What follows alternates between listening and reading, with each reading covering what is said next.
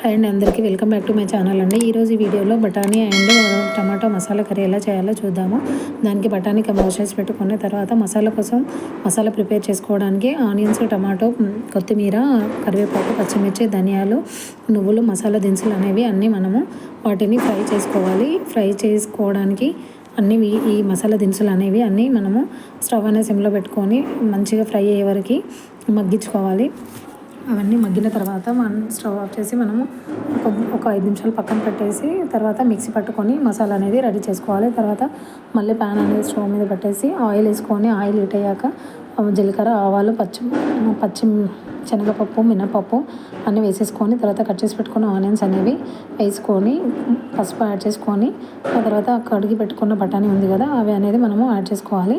అవి మసాలా పేస్ట్ అనేది యాడ్ చేసుకొని మసాలా పేస్ట్ అడుగంటకుండా కలుపుతూ చూసుకోవాలి.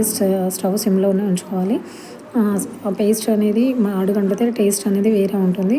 అది మసాలా పేస్ట్ అనేది ఆయిల్లో మగ్గే వరకు ఉంచేసి తర్వాత కారం యాడ్ చేసుకోవాలి. కారం యాడ్ చేసుకొని ఆ తర్వాత ఒక 5 నిమిషాలు ఉంచేసి మనకి దానికి సరిపడినన్ని వాటర్ అనేది వేసుకొని మసాలా అనేది వేసేసుకొని చేసుకుంటే మసాలా కర్రీ రెడీ అవుతుంది. దానికి నేను కాంబినేషన్గా వెజ్ బిర్యానీ చేశాను. వెజ్ బిర్యానీ కోసం ముందే కట్ చేసి పెట్టుకున్న క్యారెట్, ఆనియన్స్, పచ్చి బఠానీ అన్నీ రెడీ చేసుకొని స్టవ్ అనేది ఆన్ చేసి మళ్ళీ గిన్నె పెట్టేసి మనము హీట్ అయ్యాక ఆయిల్ వేసుకొని ఆయిల్లో వీటన్నిటిని వేసేసి అడుగంటుకుంటూ కలుపుతూ చూసుకోవాలి.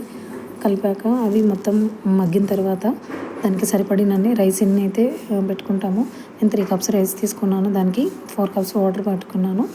వాటర్ పెట్టేసుకొని దాంట్లోనే కొంచెం సాల్ట్ యాడ్ చేసుకొని బిర్యానీ మసాలా వేసుకొని రైస్ వేసుకున్నాను. సో బిర్యానీ రైస్ అనేది రెడీ అయిపోయింది. ఆ తర్వాత ఫైనల్గా కర్రీకి నేను కొత్తిమీర అనేది యాడ్ చేసుకున్నాను. సో ఫైనల్గా అయితే బిర్యానీ మసాలా కర్రీ రెడీ అయిపోయింది.